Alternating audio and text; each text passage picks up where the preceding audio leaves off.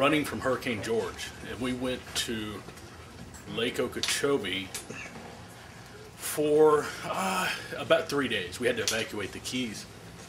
And finally the hurricane blows through and we get a chance to go back to Miami. But by this time, if you've ever road dogged with Gary and you've spent any time at all, 3, 4, 5 days, he's getting on your nerves, and vice versa. So we're kind of hating each other by then. And we've got to drive back to Miami, and we get back there, and we get a room at a Holiday Inn. We can't get 2 rooms, so now we're in the same room together, which this is just magnifies it big time. And our air conditioner's not working. Well, Gary was on a rampage with everybody in Miami Beach at the time, and what he would do is write letters. He'd do the Dr. Feingold letters. And he wrote a letter, used all his skill on this, and said, here's what I want you to do. I want you to go down to the front desk, tell them I'm a lawyer and you're my assistant, and I want you to stand there while they read this. And I'm like, look, I'm not comfortable doing this. I said, I'll do it this time, and I'm not doing it again. And so I went down there, and I stood there while they read it.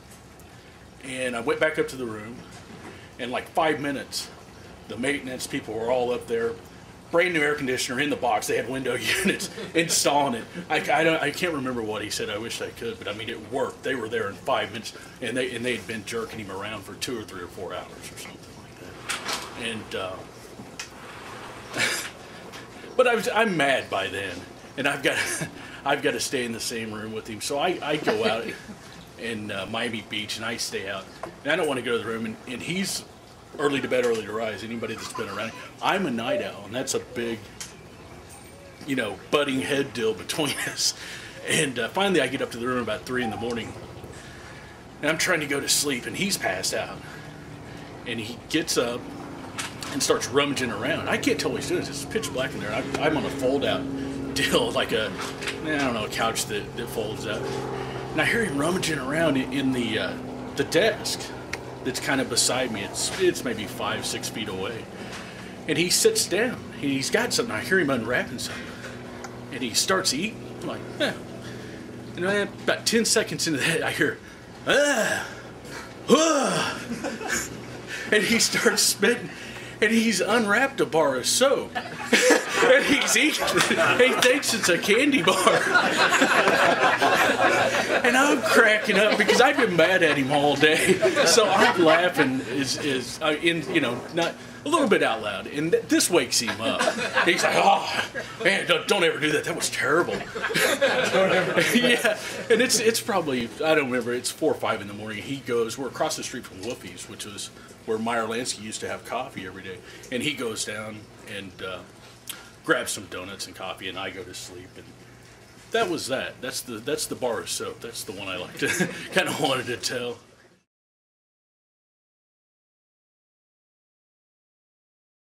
One of my most favorite memories of Gary was when I first went over and spent a few months with him. Was down in Miami Beach underneath the palm trees on the strip, and we went down there on a Sunday at maybe 12 o'clock and just sat on the grass underneath the coconut trees until about 6:30 in the evening. I was just sat there and listened, and he told me all about all the stuff that he had done, and all the promotions he had worked on, and all the people that he had met, and the crazy things that he had done. And that's a really good memory for me. The other thing is I'm one of 2 people who have a shit weasel in training baseball cap. There was only 2 ever made, and somebody else has the second one, but I'm the only Halbert trained apprentice that has a shit weasel in training hat, and it's at home, so I'm very, very proud of that. I also have 4 of his teeth. He gave me 4 of his teeth. With blood and everything on him. I have like 4 of his bloodied teeth at home wrapped up in a newspaper inside in a little metal jar. And each time he would go to the dentist, he'd like, there's another one now. And I'm like, I don't want your teeth. Why are you giving me your teeth? And he's like, no, you've got to have my teeth. You've got to have my teeth. I was like, but what do you want me to do with the teeth? Just hold on to them, just hold on to them. So in my locker next to my bed at home, I have 4 of Gary's teeth. How strange is that? I have 4 of his teeth and I have a baseball hat.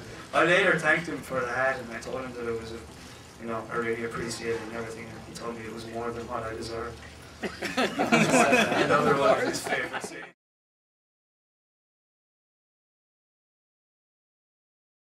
I was going to tell a different story, but Caleb inspired me to tell something else. I don't know how many of you know Gary had an alter ego. It was Dr. Feingold. And Caleb mentioned that Gary helped him a lot with his problems. And Dr. Feingold was the guy that solved problems for Gary when Gary couldn't solve the problems himself. And yeah, I think someone mentioned, I don't know, was it Joe Polish that Gary once said that you could use sales letters to solve just about any problem? I was lucky to experience having done that with him in so many things that's hard to believe. But I'm going to share one story about Dr. Feingold. And we hired an assistant, I won't mention her name, about 2-3 months ago. And it took me a long time to hire one because I knew what kind of a person Gary is. And I needed an assistant that could cope with that. And I was right, because by the end of the first day with us, Gary knew how many times she has sex a day. He just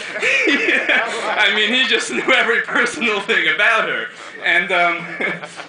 And we soon discovered the first week that she's been having trouble with her boyfriend, and he's been cheating on her. And so Gary obviously had to bring out Dr. Feingold to help her as much as he can. And we wasted a week of our lives figuring out all sorts of crazy strategies and plans to get revenge on this guy. And we took her out shopping to buy her nice clothes, and she'd make believe she's leaving early on dates, and we took her to a sex shop one time and bought all these things and had it sent to her. And one time he came home with a calendar of gay men, and I'm not sure what he wanted to do with that, but that was part of the plan somewhere. And but the point is that Gary really went out of his way to try to help people when you like them and care about them. And he certainly had odd ways of doing that sometimes, but he really had a big heart, and he helped me in many ways too with my, and I'm really grateful to have known him.